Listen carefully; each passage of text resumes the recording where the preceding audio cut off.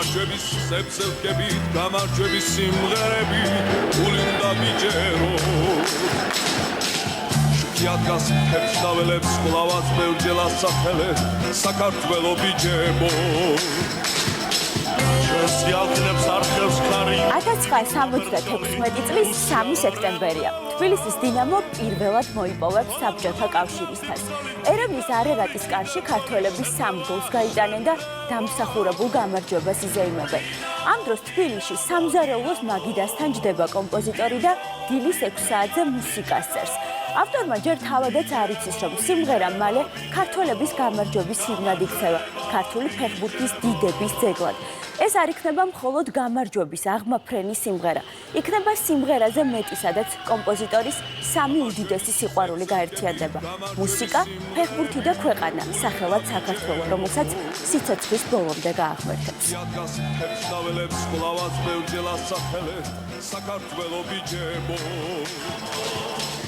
აი ამ მუსიკას ის ერთ ღამეში დაწერს, მეორე დღესვე მორის ფოცხიშვილთან მივა, თურმე ის კი სიტყვებს ისე მოუძებნის ადგილს ყოველი მოსმენისას იმედივით ნაპერწკალი გულში აღარ დაგვეტევა. არანჟირებას ალექსანდრე ბასილაია გააკეთებს, სიმღერას იბერია ჩაწერს. ქვეყანაში დაბრუნებულ გამარჯვებულ ფეხბურთელებს ეროვნული გრძნობების აღმძვრელი სიმღერა გამარჯვების გზებზე დააყენებს.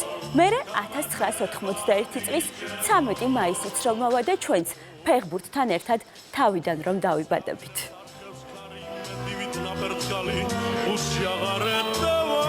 ხარია რომ რაღაცა გამიკეთებიან ხოლმე, მაგრამ რაც ავარ ეგავა რა.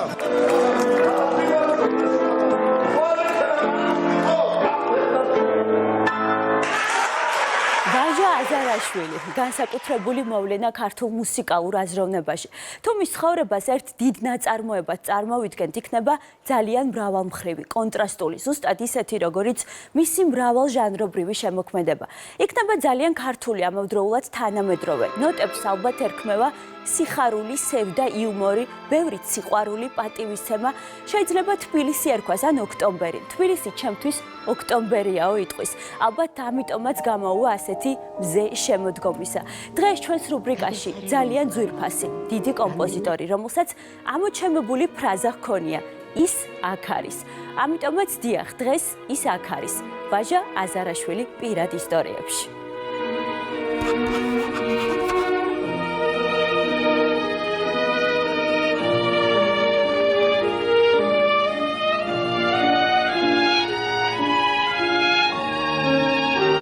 ქართველი კაცი ძალიან ნიჭიერია თავისი ბუნებით და ეს ნიჭიერება სიკეთეში გამოვხატოთ, ურთიერთპატივისცემაში გამოვხატოთ და შევქმნათ ისეთი საქართველო, რომლის ღირსი არის ქართველი კაცი.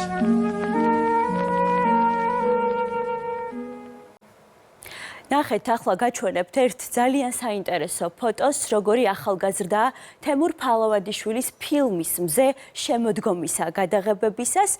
აი აქ მარჯვნივ კუთხეში მეორე დგას ჩვენი ვაჟა აზარაშვილი და გახსოვთ ალბათ ფილმის დაუვიწყარი სცენა, ქართული კინემატოგრაფიის უკრავი კადრი გამორჩეული ქართველებით, ლადო გუდიაშვილი, ელენე ახვლედიანი, თამარ ციციშვილი, კახი კავსაძე. მაშინ ვაჟა აზარაშვილისთვისაც შეუთავაზებიათ ამ სცენაში მონაწილეობა და მისი პასუხი იყო ასეთი: მე ჯერ არაფერი გამიკეთებია იქ რომ ვიჯდეო. უშუალო უბრალო ის თავად უშლიდა ხელს მისი სახელის გარდიდებასო უთქვამთ. არადა მხოლოდ ამ ფილმისთვისაც კი შექმნის ისეთ მუსიკას, რომელიც მოგნუსხავს და გაგაოცებს. მისი სენტიმენტალური ტანგო წარსულს საყოლილი გულისთქმის მუსიკალური თარგმანი იქნება. სიყვარულის, მონატრების, სინანულის და იმედის. და თუ სიცოცხლის ბოლომდე სიმღერა იქნება მისი ერთადერთი ქონება, ექნება ყველაზე მთავარი ხალხის უპირობო სიყვარული და დიდზე დიდი მადლობა დაუვიწყარი შემოქმედებისთვის. რაინდი ქურუმი ხელოვნების თავმჯდომარე ყავით 11 წელი პროფესორი, რა ვიცი, ბევრია. დიდი მადლობა ყველას, ვინცაც მომანდიჭო. მე არა ვარ ლავანახარე კაცი, მაგრამ ალამა დაკრული ტაში ყველა პრემიას მირჩევნია. აბა თქვენიც. ამ სიტყვებშიც ჩანს ვინ იყო ვაჟა აზარაშვილი. კორონავირუსის შემდეგ ვეღარ დავდივარო იტყვის. მონატრებული თბილისის ქუჩებში გასეირნება სკვერში მეგობრების ნახვა სინატრებს. ხმაში შეპარული ბზარით გაიხსენებს მეგობრებს, რომლებსაც ბოლო წლებში დაკარგავს.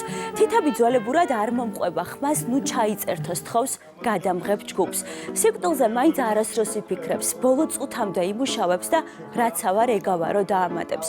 ის ნამდვილი კლასიკოსია, არის იქ, სადაც ნამდვილი ქართული მუსიკა, გემოვნებიანი, განსაკუთრებული და ეს არ არის მხოლოდ მუსიკა, მემკვიდრეობაა, ისტორია და სიყვარული, რომელიც არ მთავრდება. თუმცა მაინც ალბათ ძალიან სამწუხარო ის არის, რომ დღეები მიდიან და რაღაც რჩება მუდამ უთქმელი.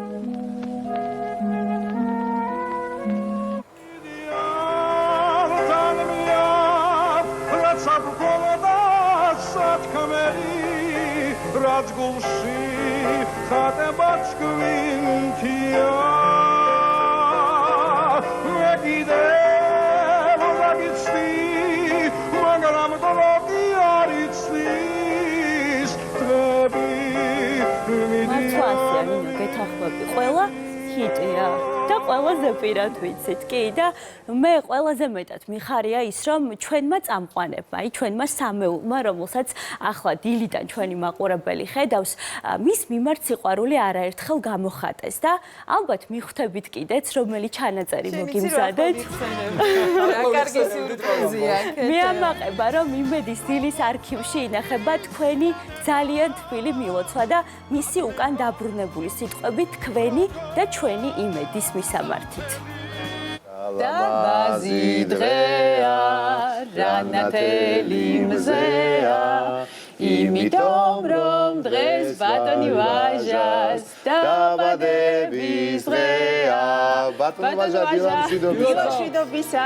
ჯერსერთი ისეთი თბილი შეხვედრა იყო თქვენ სამეულის და იმედი რომელიც მე ძალიან მიყვარს ეს ტელევიზია რომ პირდაპირ აღსვენებულმა ძალიან დიდი და ყოველთვის ვიყურებთ ხოლმე. აი განსაკუთრებით თქვენ ვილაობით. ყოველთვის გაქვს იმედი ყოველთვის გვაქვს იმედის იმედი. ნათიას უნდა გადაუხადოთ მადლობა, იმიტომ რომ ძალიან დაგვეხმარა მაშინ რომ ორგანიზება გაგვეწია მისი შვილს. სხვათა შორის ერთი რამ ძალიან მოკლე დრო რომ არ წაგართვათ. ჩვენ მეზობლები ვიყავით და ხშირად ის ბაღში შეირნობდა და ადამიანებს ელაპარაკებოდა ქუჩაში და ძალიან ბევრჯერ მითხრა რომ აი შენ ხომ მიცნობ ახალგაზრდა მომღერლებს რომლებიც აი ესტრადას ხალხს უკვე უყვარს უთხარი მოიყვანე სიმღერები მაგ დაწერილი ვაჩუქებ აი მაგალითად მოვიდეს ელენე ფოჩხუა ვაჩუქებ რაღაც სიმღერებს და სულ ითხოვდა მისულიყვნენ მე არ ვიცი რამდენად მივიდა მაგრამ მე ვიცი მთხოვა ისინი არ მივიდნენ და ამასობაში თვითონ წავიდა და ეს სამწუხაროა ძალიან მაგრამ მე იმედი მაქვს ნათია ამ სიმღერებს გააცოცხლებს ხო სამწუხაროდ ნათია მიხედავს ის თურმე საერთოდაც არ ფიქრობს რომ მუსიკაში უნდა დაიბადოს ალბათ არც ის იცის რომ სხვანაირი ყველასგან განსხვავებული ნიჭი აქვს მეტიც მეზობლისგან გაიგებს მარჯანიშვილის 59 ნომერში სადაც პლეხანოველი ბიჭი იზრდება მეზობელი მუსიკალური სკოლის სასწავლო ნაწილის გამგეში ამჩნევს 7 წლის ბიჭი მუსიკაზე უარს იტყვის მეორე მსოფლიო ომი ახალი დაწყებულია და არ იცის სად არის მამა შენი ჭირიმე მამა ცოცხალია, გადოს მუსიკა, არ შეუთხრა. დავკარგა. მეორე წელს ეს კალი არ მომეშვა. ნაჯერზე ჩილდება. და აი ვიოლინოზე დავიწყე დაკვრა და ფორტეპიანო ჩვენ არ გქონდა. საბედნიეროდ მართლაც არ მოეშვებიან მას ფორტეპიანო არ აქვს და მუსიკასთან ვიოლინო დაამეგობრებს დამეგობრებამდე თბილისის ქუჩებში თურმე ინსტრუმენტით და ნოტებით სიარული ეთაკილება დედა ერთ ნატეხ შაქარს მომცემდა მე კი შუაზე გავყოფდი ჭამე ნუ დარდობ კიდევ გვექნებაო მეუბნებოდა მე კი მეშინოდა ხვალ რომ ვეღარ ვიშოვოთ მეთქი დედა ნახევრად დახეულ ნოტებში ფულს აძლევდა რომ მე მესწავლაო გაიხსენებს ერთხელაც მამის დაბრუნების ამბავს მოულოდნელად გაიგებს ტყვეობა გამოვლილი შალვა აზარაშვილი სახლის ნაცვლად ნათესავთან მივა. დედაშვილი ფიროსმანის ქუჩამდე გზას ტირილით გაივლის. რატომ არ მივიდა მამა სახლში მიზეს შვილი ვაჟა აზარაშვილი გვეტყვის. რა ვიცი, ჩემი მამაზე ხალი იყო, ეხლა გართხოვდაო. დავადგეს თავზე, აი ამ ხალხს ქონდას. ეხლა სპაზმები მაქვს. ჩემი მეუღლე იქნებ გათხოვდაო და ამიტომ არ მივიდა სახლში და აი ეს ერთი ისტორია საკმარისია გავიგოთ როგორ ოჯახში იზრდება მომავალი დიდი კომპოზიტორი. მამაც თურმე კონსერვატორიაში სწავლობდა, ოჯახის შექმნის და ბავშვის დაბადების შემდეგ გაუჭირდა. კონსერვატორია ვეღარ დაამთავრა, მუშაობდა ინჟინრად, თუმცა იმდენად ძლიერი ყოფილა მასში შემოქმედი, რომ პარალელურად საღამოობით მარო თარხნიშვილის გუნდში მღეროდა. ჩელოს კონცერტს კომპოზიტორი სწორედ მამას მიუძღვნის. იქამდე გურული ბაბუა ჩონგურს ოჯახი ხალხურ სიმღერებს აზიარებს. ალბათ სხვა გზა არც უნდა გამოჩენილიყო, მუსიკით უნდა გაევლო მთელი ცხოვრება. ქართულ მუსიკაში, ჟღერადობაში ძალიან ბევრი სიახლე რომ შემოეტანა. ხიდი რომ ყოფილიყო ოქროს ხანის თაობის კომპოზიტორებს და შემდეგ თაობას შორის. თავისი შემოქმედებით კონკრეტული ხელოვანების ბედი რომ შეეცვალა. დღეები კი არა, წლები მიდიანო რომ ეთქვა და რომ შეექმნა მუსიკა, რომელიც არც დღეებს და არც წლებს მიხვება. რჩება იქ, სადაც და ვისთვისაც დაიწერა. მუსიკა მოთქმა, მუსიკა შფოთვა, ტკივილი მაგრამ სიმღერა სახელად მუსიკა, რომელსაც მართლაც საოცრად ასრულებს თამარ გვერდწითელი. მუსიკა ლოდინი ფიქრი მინავა მუსიკა სრაბალა. მეოთხე კლასში ვიყავი, პირველად რომ ჩამოყალიბდა სამუსიკო სკოლების მოსწავლეთა ორკესტრი. იქ ჩემი პარტია მქონდაო. ეს იქნება მისი ყველაზე დიდი და გარდამტეხი შთაბეჭდილება. ეს ის მოგონებაა, რომელიც ვაჟა აზარაშვილს როგორც დიდ კომპოზიტორს გვაჩუქებს. მუსიკა სწორედ მაშინ რომ იქცევა მთელს მის ქონებად. დავჯერდი ჩემი პარტია მაქვს, პირველი ვიოლინო, მეორე კალტი, ჩემო კონტრაბასი, ეს პოლიფონია. რომ მოისმინე ბახის არეა გენიალური მოცარტის რამისა არამედ ამას მე არ დავანებე. ამას თავს ვერ დავანებებო, თუმცა პარალელურად ვერ სწავლობს მათემატიკას. დირექტორი თურმე იცავს კიდეც დაანებეთ ამ კაცს თავი, არ უნდა ეს თქვენი მათემატიკაო. მერე ფირფიტას რომ გამოუშვებს დირექტორს თურმე საჩუქრად გაუგზავნის წარწერით ლეგენდარულ ადამიანს. ისწავლის მეოთხე სამუსიკო სასწავლებელში, მაშინვე ისეთ ნაწარმოებებს დაწერს, რომ მოულოდნელად ეტყვიან თბილისის სახელმწიფო კონსერვატორიაში კონცერტი გექნება. მერე თურმე ხმაც ძალიან სწრაფად გავარდება. კონსერვატორიაში ძალიან ძლიერი კომპოზიტორი მოდისო.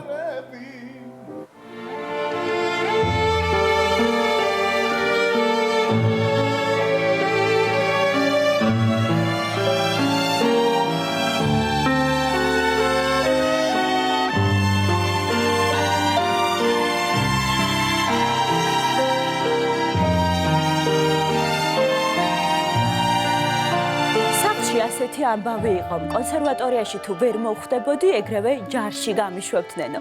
მხოლოდ მოხვდება კი არა, მეორე კურსის სტუდენტი დახურულ კონკურსში 5-დან 3 პრემიას მიიღებს. მერე გამოცდაზე მეოცე საუკუნის ერთ-ერთი უმთავრესი კომპოზიტორი დიმიტრი შოსტაკოვიჩი დაესწრება. ისი აღფრთოვანდება ქართველი ახალგაზრდა კომპოზიტორით, რომ ვაჟა აზარაშვილი მისივე რეკომენდაციით ჩააბარებს ასპირანტურაში. თოვლი მდუმარება მონდელოდა სნარიყო არც არალი მელოდა მაგრამ თითქოს ვიღაც ჩემთვის მღეროდა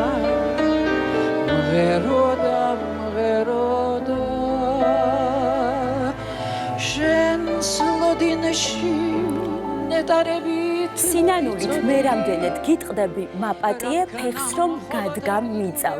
ამ სიტყვების ავტორი მანანა დანგაძეა, პოეტი, კომპოზიტორის მეუღლე. ეს ის სიყვარულია, როცა მუსიკა პოეზიაში, პოეზია კი მუსიკაში ერთიანდება. 20 წლის მანანა და 34 წლის ვაჟა. სულიერად, გონებრივად ჩვენ ერთმანეთს ბოლომდე ვგრძნობდითო. პირადი ცხოვრების შესახებ ვაჟა აზარაშვილი ხშირად არ ისაუბრებს, თუმცა თავარს ისევ სცენაზე იტყვის. კონცერტებს სწორედ მეუღლის ლექსზე შექმნილი სიმღერით დაასრულებს. ყველაფერი არ დამთავრებულა, სადაც სიმღერა ცოცხლობს, იქ სიყვარული გრძელდება. ჩემ ახლობლებთან ვიყავი და მომეწონა კაცი, აი გარეგნობის გოგოა ყველაფერი და მე ვთქვი, ეხლა სიყვარული ცხადია, ეს უცებ ფარხდება და მე მოვიდა ცხადია, მე ნარჩია რაცა და აქ და მე თქვენ წარმოვიდგენთ ძალიან კარგი პოეტია. ისეთი თავისი მე აქვს. მე სულ ვამბობდი ნეტა ვინმე შემხვდეს მე ცხოვრებაში რომ მე თუ ამ საქმეში ვარ ის რაღაცა და გამემართლა. ახლა კი ვაკეთებ, მაგრამ არ მიყვარს ხოლმე აქება ახლა შინაურს, მაგრამ ვერ წავართ. ნიჭიერი ძალიან თავისი მე აქვს. ახლა ფოტოზე ხედავთ სახელმწიფო კონსერვატორიის 1961 წლის გამოშვებას. აი, აქ დაინახავთ ვაჟა აზარაშვილს, სხვათა შორის კონსერვატორიაში ჩვენთვის ძალიან საყვარელი ადამიანის, საქართველოს დამსახურებული არტისტის იმერ კავსაძის კურსელი იქნება. მეტიც იმერი გამოცდაზე თურმე ორჯერ გავა და ამ ისტორიას ახლა თავად მოგვყვება. მისაღები გამოცდა. მე ვიმღერე ვაჟას ნაწარმოები. ვაჟას მისაღები გამოცდა. კონსერვატორიაში. ამავე დროს მე ჩემი გამოცდა ნამღერით შეფასდა ვაჟას შემოქმედება. რა თქმა უნდა, ამავე დროს მე ჩემი გამოცდა მქონდა მისაღები.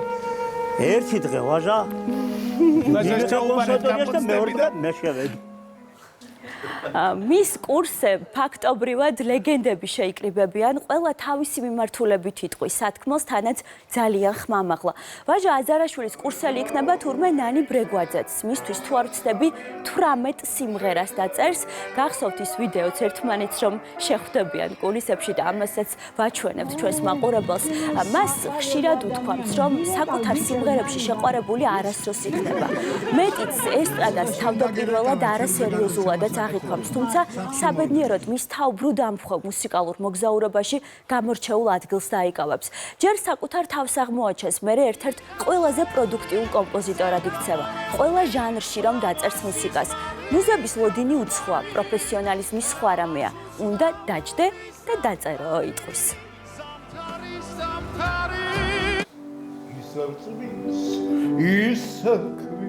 ისევ ღამე ყოლა ჩემი ცის მოსას ხამია შენ ისევ შორს ახარდა ნისენარში კრები ვაირონ მახსოვხარ არ მავიწყდები ახლა გაჩვენებთ კადრებს და ამ კადრებში მას ოქროს თაობის კომპოზიტორებთან ერთად დაინახავთ. გოგი ცაბაძე, ბიძინა კვერნაძე, უმცროს მეგობრად რომ მიიღებენ, რომ აღიარებენ, რომელიც არ დაემსგავსება არც ერთ მათგანს, არასდროს დაკარგავს ინდივიდუალიზმს, კონტრასტები რომ გამოარჩევს და უცნაურიც რომ იქნება ის, რომ მისი არც ერთი მელოდია ერთმანეთს არ გავს და მაინც პირველივე ბგერიდან ხვდებით, რომ ვაჟა აზარაშვილია. სიმფონიური, კამერულ, ინსტრუმენტული ნაწარმოებებით, მუსიკით სპექტაკლებისთვის, ფილმებისთვის, მიუზიკლი, ბალეტი, 1969 წელს შექმნა კონცერტი ჩელოსა და კამერული ორკესტრისთვის.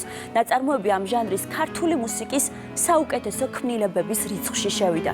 წარმატებით გაიჟღერა სხვადასხვა ქვეყნის დარბაზებში და მაინც როცა კითხავენ, დაწერილია თუ არა მისი ცხოვრების მთავარი ნაწარმოები, ერთხელ ასე უპასუხებს. ნოქტიურნი.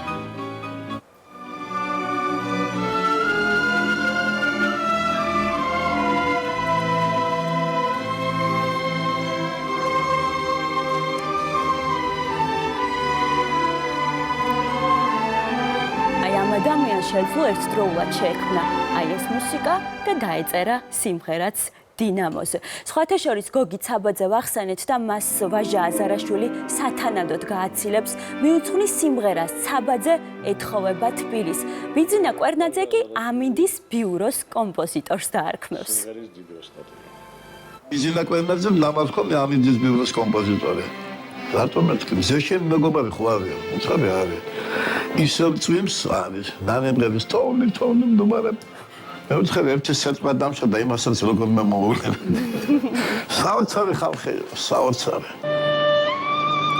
მუსიკის გარდა ცხოვრების კიდევ ერთი მთავარი სიყვარული აქვს, როგორც აღვნიშნეთ, ფეხბურთი, რომელიც მგონი იმაზე ადრე დაიკავებს ადგილს მის გულში, ვიდრე მუსიკა.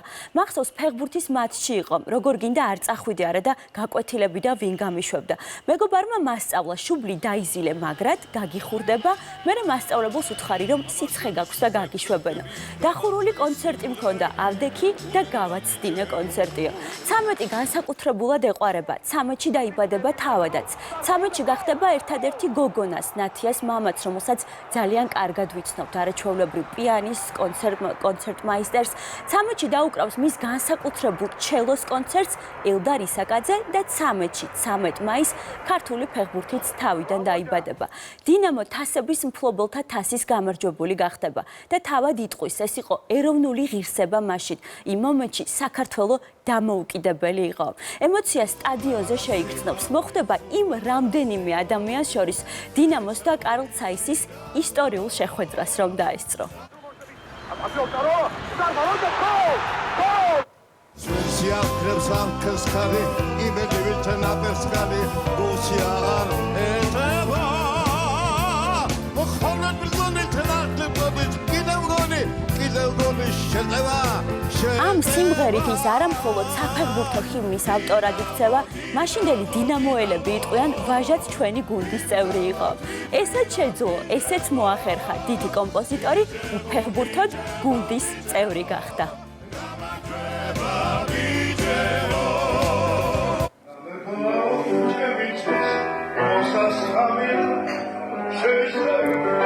მრავალჟანრობრივი მუსიკის და ჰარმონიების ოსტატს, ძალიან თვითმყოფად, თავისუფალი იმპროვიზაციების დიდ ოსტატს, ქვეყანა და მშობლიური ქალაქი თბილისი განსაკუთრებულად ეყვარება.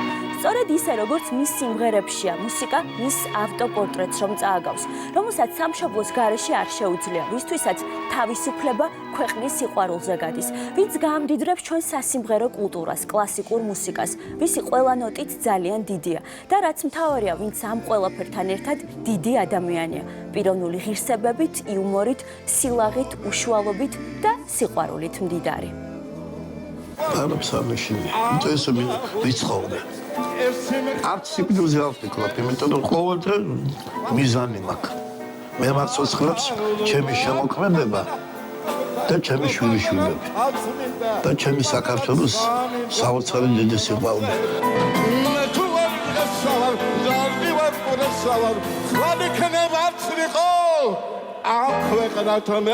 თანამედროვე პოეტებიდან მორის ფოცხიშვილის და პეტრე გრუზინსკის ლექსებს მიმართავს ძირითადად.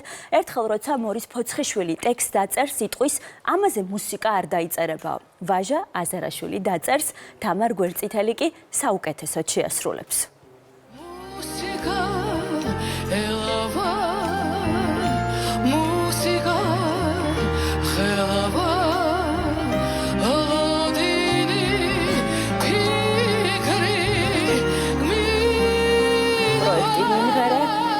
მაყურებლის ძალიან დიდი სიყვარულით რომ სარგებლობს და მადლობა ამ პროექტს აი ასეთი არაჩვეულებრივი სანახაობისთვის.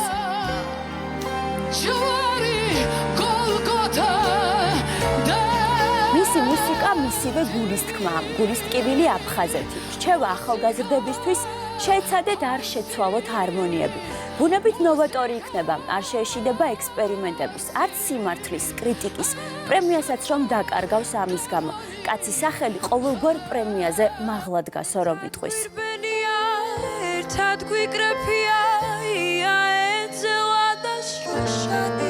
გამოვიშვი წიგნი, უკან მოხედვის არ მეშინია. ასეც სათავეში. ისე ვიცხოვრე, მე მგონი არ უნდა მეშინოდეს. მე მგონი წესიერად, კაცებად. ალბათ ერთადერთი რაღაც დარჩება უთქმელი და ეს არის ოპერა. სამწუხაროა რომ ოპერა არ დაგვრჩა ვაჟა აზარაშვილისგან. უკანასკნელ გზაზე კი სწორედ ისე გააცილებენ ცხოვრების უდიდეს ჯილდოს რომ ეძახდა. ყველაზე ხშირად იმღერებს ისევ წვიმს. მისი შემოქმედება მის სახელს მარადიულობად აქცევს.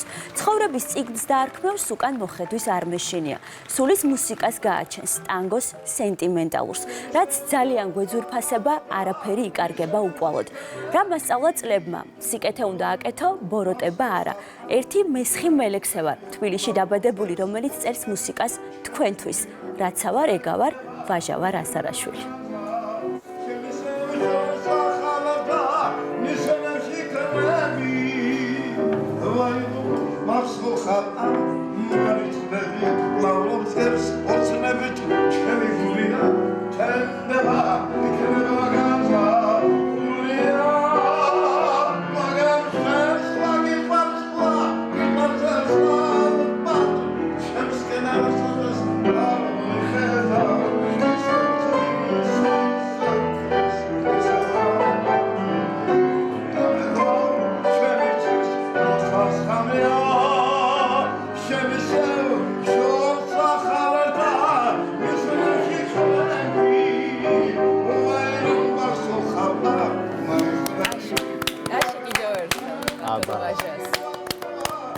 ბედნიერია ალბათ. ქართველებს წარმოუდგენლად გვაჩნია მისი მუსიკის გარეშე და დიდი მადლობა კიდევ ერთხელ ბატონ ვაჟას დაგვიტოვა ეს იმდიდრე. როგორი ბედნიერია ყველა ქართველი შემსრულებელი, რომელსაც მასთან ერთად რეპეტიცია გაუვლია და შემდეგ უკვე სცენაზე უმღერია.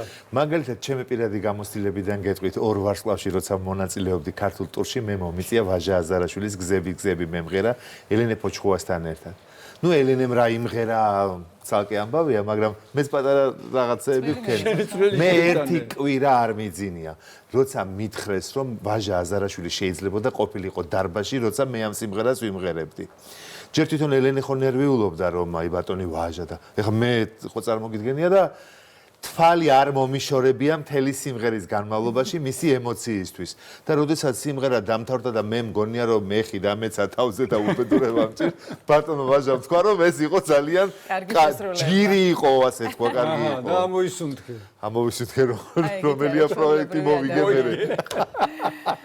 მადლობა ბატონო ვაჟა. მადლობა ბატონო ვაჟას და მადლობა ქეთევანს ასე ლამაზად რო გააკეთა ეს ამბავი ამ არაჩვეულებრივ ადამიანზე.